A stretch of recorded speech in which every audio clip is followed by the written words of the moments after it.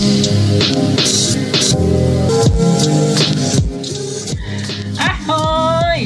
Jangan ahoy, itu punya VTuber lain, jangan.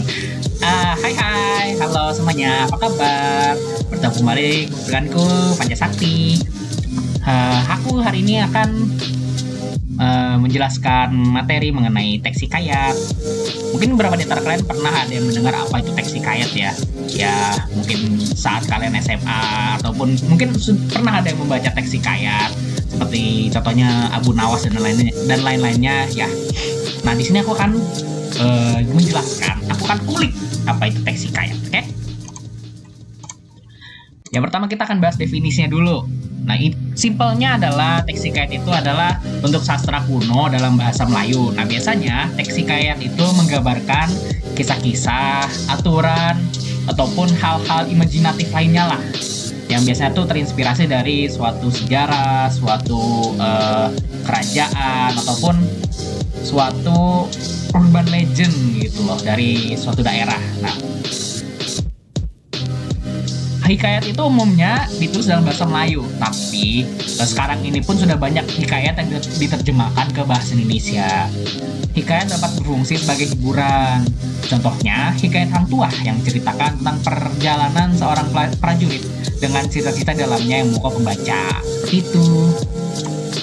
Nah, selain itu juga fungsi hikayat bisa sebagai promosi sebetulnya sih. Kalau aku berpikir itu hikayat itu bisa sebagai promosi.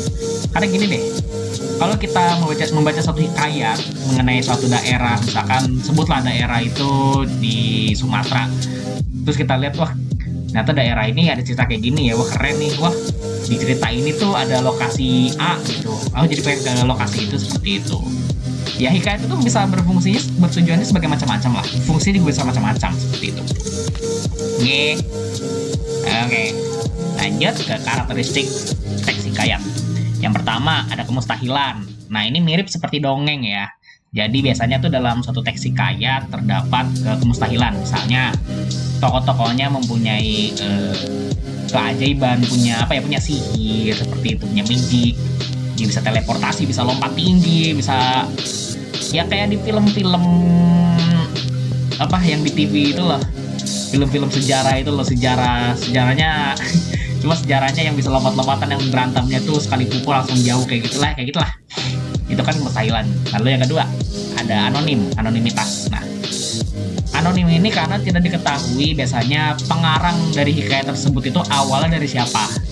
Kita cuma tahu, oh ada hikayat A, ada hikayat B, ada hikayat Abu Nawas, ada hikayat 1001 Malam. Tapi kita nggak tahu siapa pencipta hikayat itu sebetulnya. Ada spekulasi kalau misalkan penciptanya A, penciptanya B, tapi kan itu hanya spekulasi. Artinya belum bisa dipastikan. Lalu istana sentris. Nah, ini berhubungan karena hikayat itu biasanya menceritakan masa lalu. Jadi biasanya masih berada di zaman-zaman kerajaan. Lalu ada kesaktian. Nah, ini termasuk ke kemustahilan ya. Lalu juga ada arkais, artinya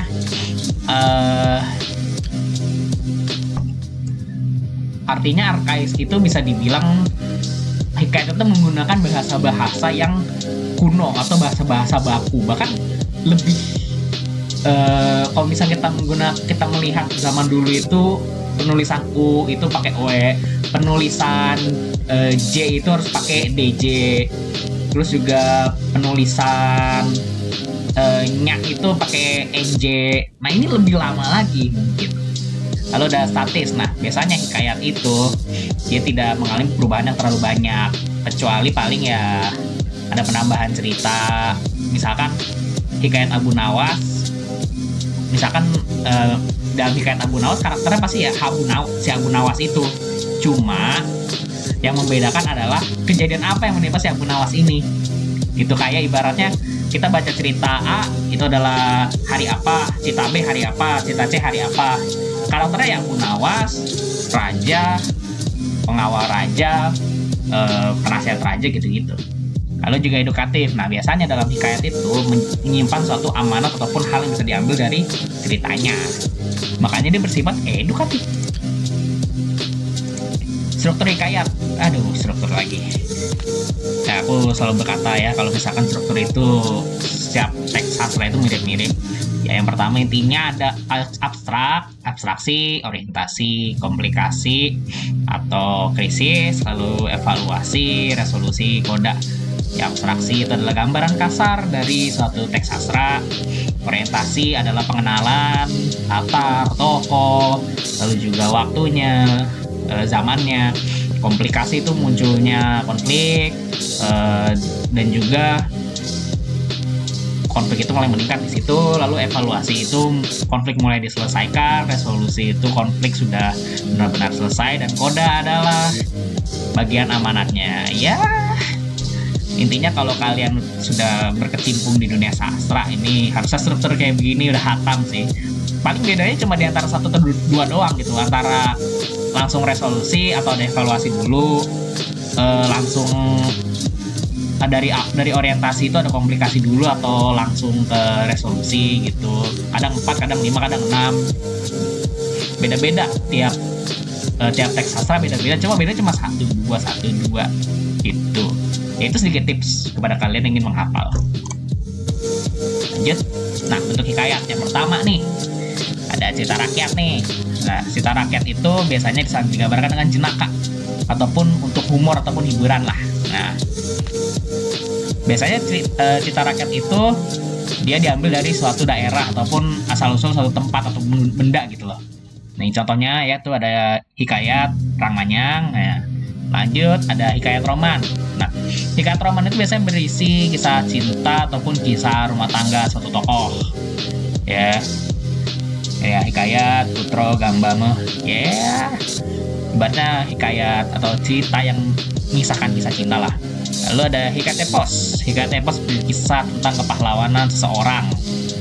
Nah, sedikit nggak ngebahas sedikit buat hikayat epos nih. Nah, hikayat epos ini biasanya digunakan agar pihak lawan dari suatu kerajaan itu menjadi takut. Makanya misalkan nih, kerajaan A dan kerajaan B sedang berperang, lalu agar kerajaan B menjadi takut kepada kerajaan A membuat suatu cerita hikayat lalu disebarkan dari mulut ke mulut sampai ke kerajaan B.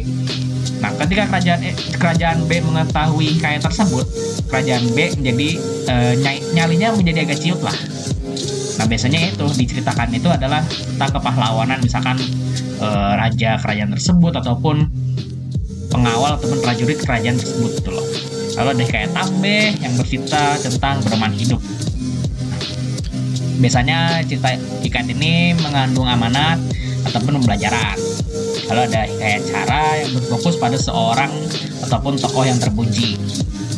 Nah, ini juga termasuk hikayat biografi. Contohnya hikayat Indra Bangsawan. Lanjut. Udah habis. Dikit juga. Nah, kan aku udah ngomong dikit nih. Masa sudah sedikit ini kalian nggak paham sih?